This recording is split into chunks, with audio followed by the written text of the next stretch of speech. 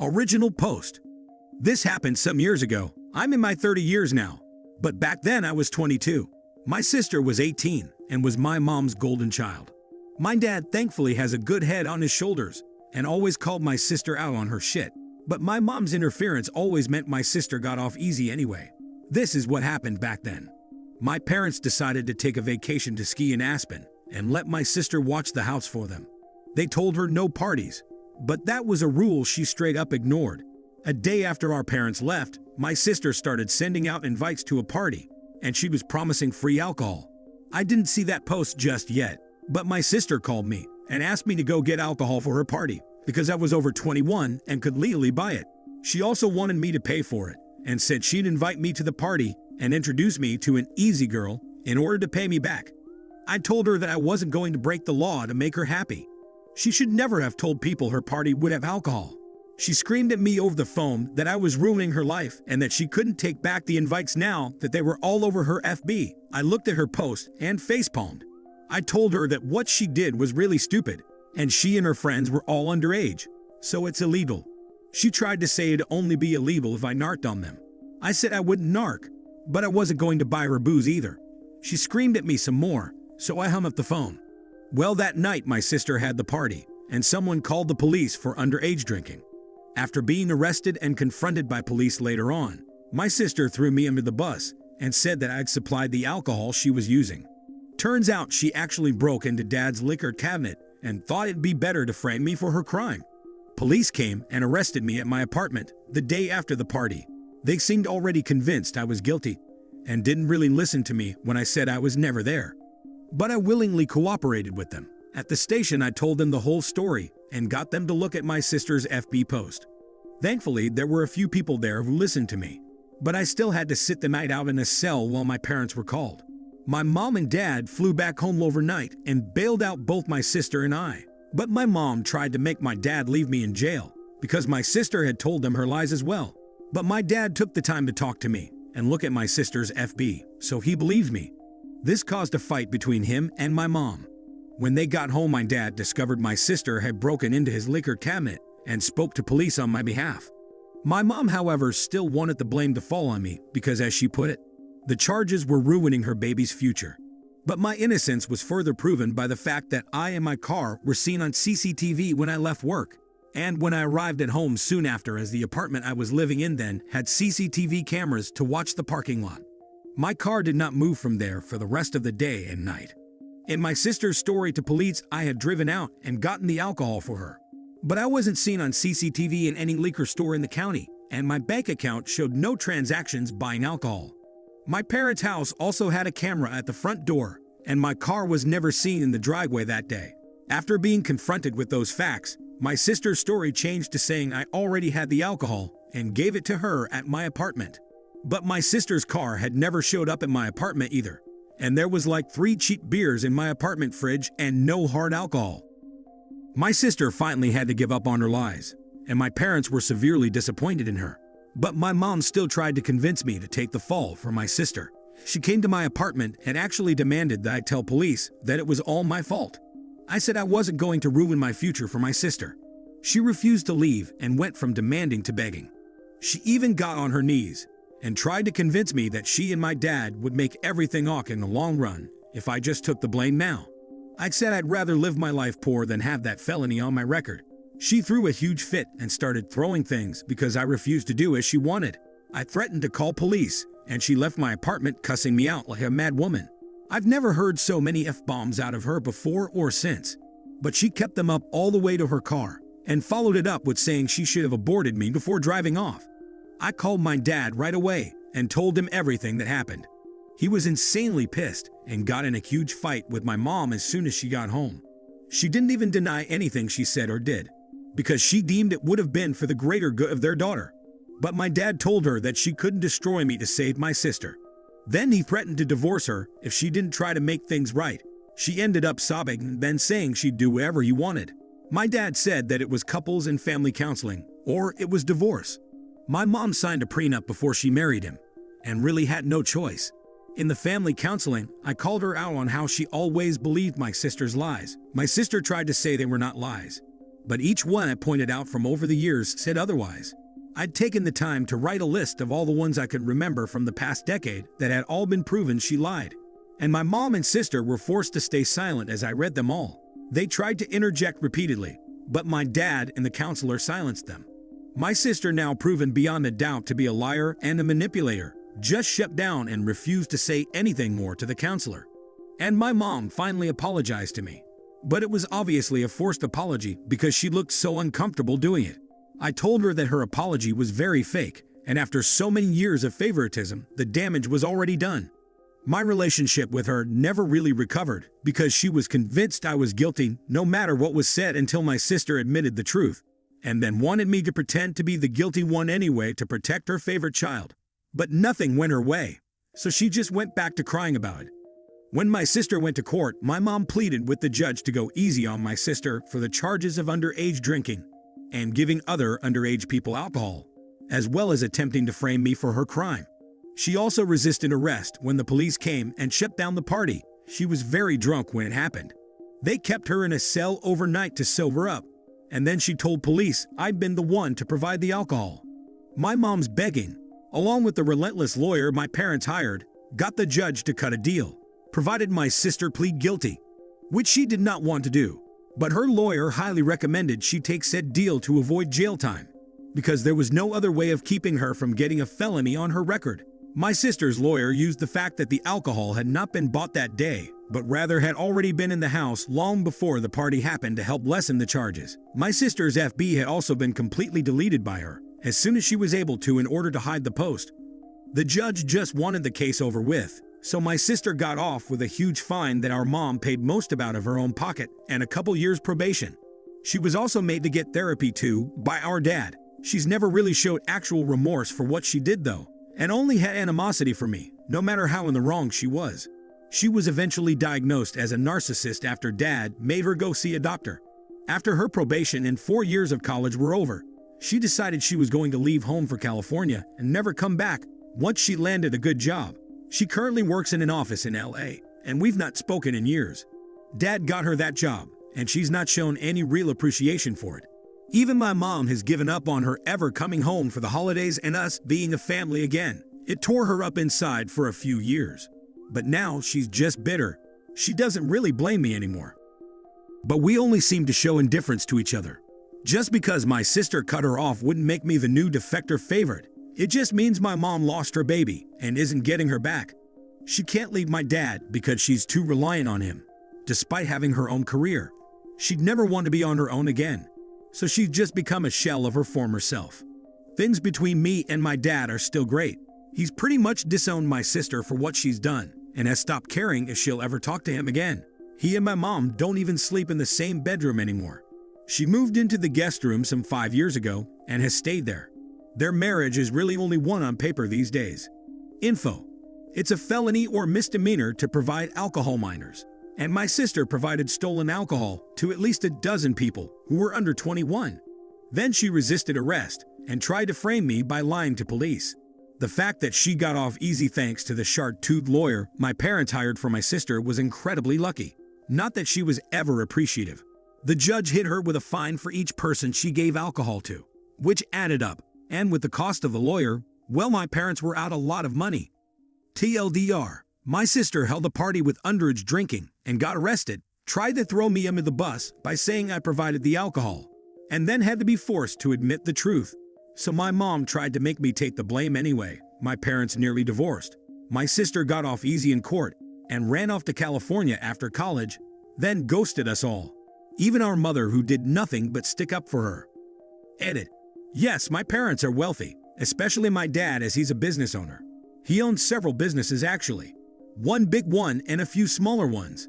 He even owns one of the local gas stations. And the town we live in is full of bored police that are just itching to get some action.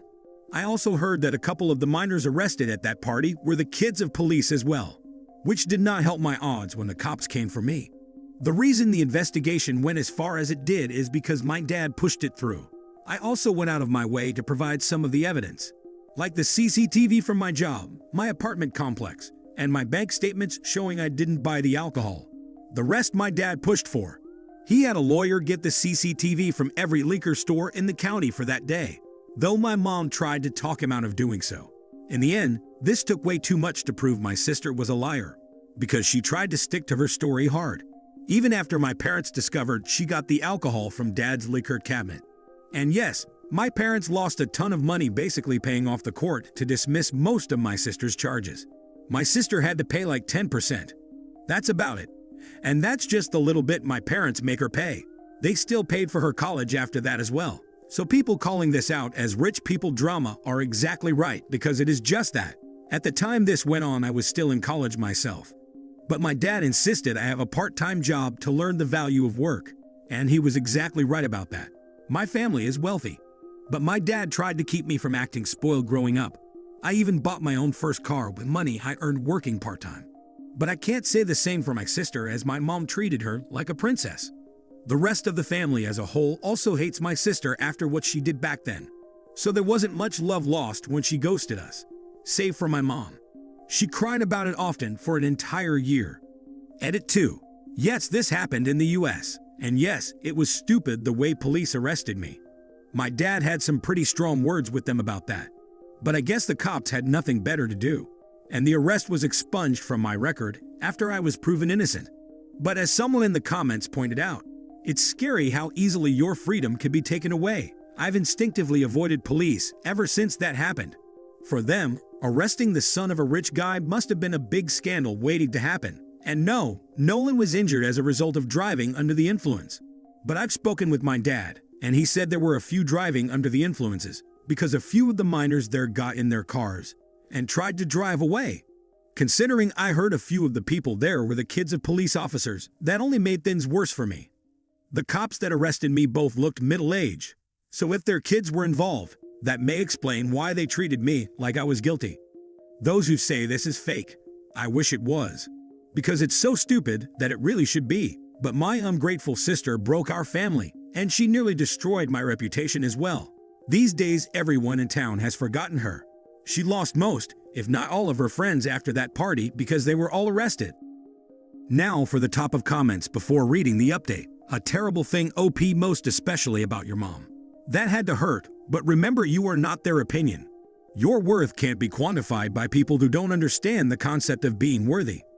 Your sister sounds like Cersei Lannister. Nah man, you redoing Cersei dirty. She had a goal and a plan, and was a lot smarter than Sis. Cersei would have thought ahead about the CCTVs, bank card transactions, etc. Now for the update. Updates. I expected to be able to log out of this account and just not come back, but it seems my sister saw my original post on YouTube. She since called home and attempted to raise hellfire. She contacted our mother in a furious rage and saying that I've humiliated her, and in a complete shock to me, my mom did not care. My sister told her how to find the post, and she read it, and now she was mad at me, but more so because she felt I made her look like a bad mother all over again. But my dad got involved and said it wasn't like I was lying, because back then, the things she and my sister did were inexcusable.